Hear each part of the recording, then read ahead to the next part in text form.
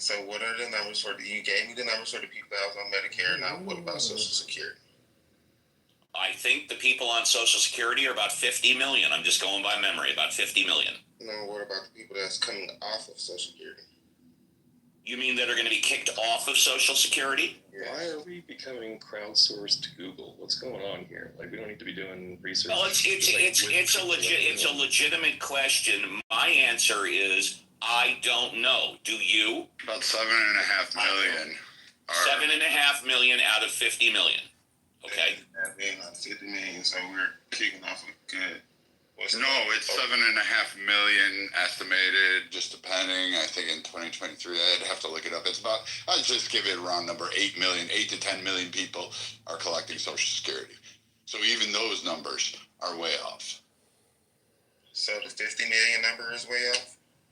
Yes, all of your numbers have been way off. Like, I don't think you understand this. I don't think you understand how either of them work. I've only ever said one number, so all of my numbers are off. My one number was off. Brad, I just checked Google for whatever it's worth. I said 50. Google says 73.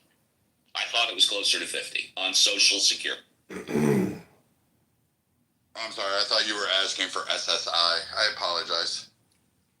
We have to realize, Cam, that the greatness of this country is not built on SNAP, Medicare, Medicaid. You know what I mean? I don't understand what you're trying to say. I just I'm getting really confused. Those programs are not ending. They might get more rules and regulations, might get reduced a little bit, but they're not being eradicated, right?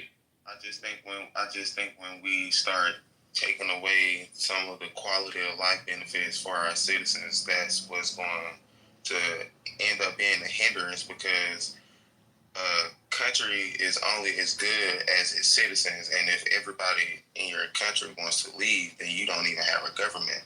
You don't have a country, because your government is ruling or governing no one.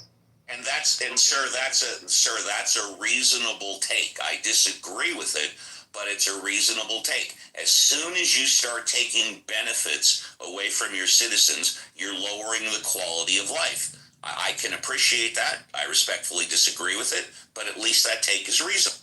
So there's a couple of problems here.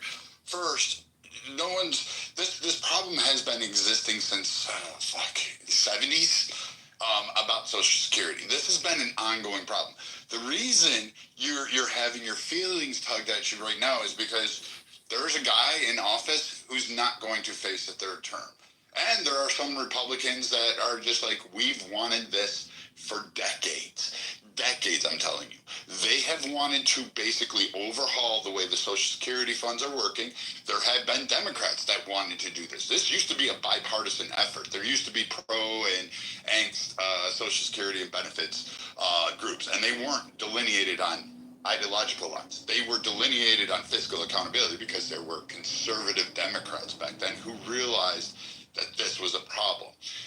Every president, every administration, and every Speaker of the House has pretty much kicked the can down the road, despite promising to fix it on every platform. Now there's a guy in office who's saying, let's gut it, let's fix it, let's get this thing back on track. And is this the right way? We'll have to see. There's a lot of nuanced debate about it. But right now, doing nothing is not there. And let's be honest, there is a shit ton of waste, fraud, and abuse through all of these programs. There is no lackadaisical approach. There is no taking it down. There is like 30 to 40% waste, fraud, and abuse where people can be contributing members. We decried that people that are 50 years and older don't need to be part of society. They should just retire, go on cruises and golf until they have a heart attack and die in their fucking toilet. That was the society thing. This administration is saying, no, I think you can contribute. You can volunteer. You can have a job. You can go and get education. You can seek all these different pathways, and all we're asking for is, 40 hours a month? So now you're crying that able-bodied people can do a variety of things and contribute to the society and the very fabric of America by contributing to their communities. You're now saying that's too much, that's too far. No, in fact, we should be arguing that. There is a lot of seniors out there. There is a lot of